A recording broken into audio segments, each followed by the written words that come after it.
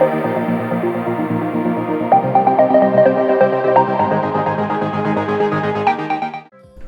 সবাই, কেমন আছেন? আপনাদের অনেকেরই একটা রিকোয়েস্ট ছিল 20 এম্পিয়ার ব্রাস্ট ইএসসি দিয়ে কীভাবে একটি মোটর রান করানো যায়, বা এটি কীভাবে রিভার্সলি কাজ করে এবং এটি কীভাবে নর্মালভাবে কাজ করে।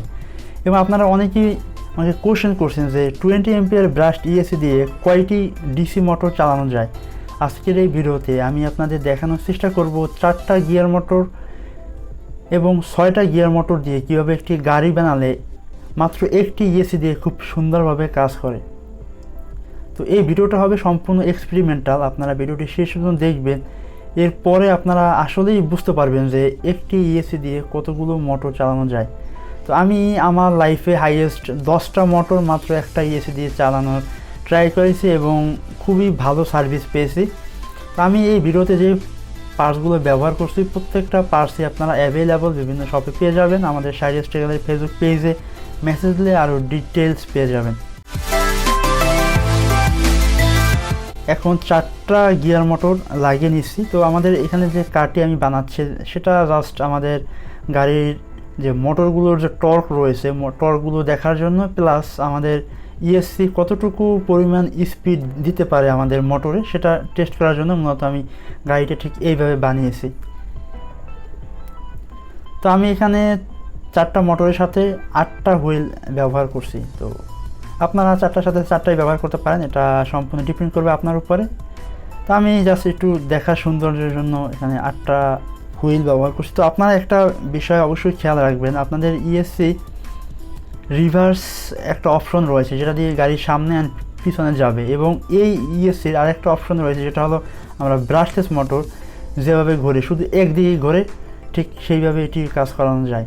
তো আমি এখানে 4টা গিয়ার মোটরের পজিটিভ নেগেটিভ তারগুলোকে শর্ট করে নিলাম যাতে আমাদের একটা কানেকশনের মাধ্যমে প্রত্যেকটা মোটর চালানো যায়। তো আমি এখানে রিসিভারটি বোথ সাইড টেপ দিয়ে বসিয়ে নিলাম, অ্যান্ড আমি এখানে আমাদের যে 20 এম্পিয়ার ইএসসি রয়েছে ব্রাস্ট ইএসসি সেটিকে এখানে লাগিয়ে নিলাম। অ্যান্ড আমি এখানে খুবই ছোটো একটা ব্যাটারি 2 সেল লিপো ব্যাটারি ব্যবহার করছি। আর একটা বিষয় আপনারা অবশ্যই খেয়াল রাখবেন, আপনারা 2 সেলের বেশি বা 7.4 ভোল্টের বেশি কোনো ব্যাটারি ব্যবহার করতে পারবেন না এই ইএসসির সাথে। অবশ্যই এটি খেয়াল রাখবেন, কারণ এটি একটি ভুলের কারণে আপনার ইএসসিটি হতে পারে একদম ড্যামেজড। সো অবশ্যই একটু সাবধানে কাজ করবেন। 2 সেলের বেশি কোনো ব্যাটারি ব্যবহার করা যাবে না এই ইএসসিতে। তো আমি একটি জাম্পার ওয়্যারের মাধ্যমে সবগুলো মোটরের পজিটিভ অ্যান্ড নেগেটিভকে শর্ট করে নেব। আরেকটা বিষয় আপনারা অবশ্যই খেয়াল রাখবেন, 180 মোটর ব্যবহারের ক্ষেত্রে কিন্তু আপনাদের আমি এখন যেভাবে কাজ করছি ঠিক সেভাবে কিন্তু কাজ করানো যাবে না।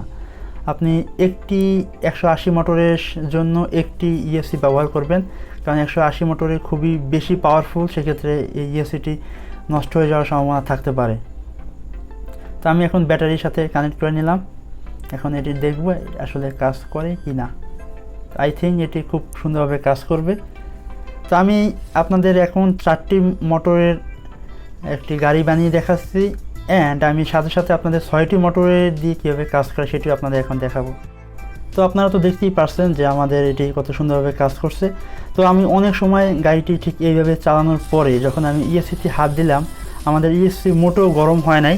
নর্মালি আমাদের ইলেকট্রনিক্স যেভাবে গরম হয় ঠিক সেইভাবে হয়েছে, ওভারহিটিং বা এরকম কোনো সমস্যা আমি ফেস করি নাই। তো এখন দেখতে পাচ্ছেন 6টি মোটর দিয়ে আমি একটি গাড়ি বানিয়ে ট্রায়াল দিচ্ছি। আপনারা খুব ইজিলি 4টি 6টি 8টি বা 10টি পর্যন্ত মোটর মনে হয় আপনারা খুব সহজে ব্যবহার করতে পারবেন। আমি জানি না, আমি 10টি পর্যন্ত মোটর এখানে চালিয়ে ট্রায়াল দিয়েছিলাম, খুবই স্মুথলি খুবই সুন্দরভাবে কাজ করছে।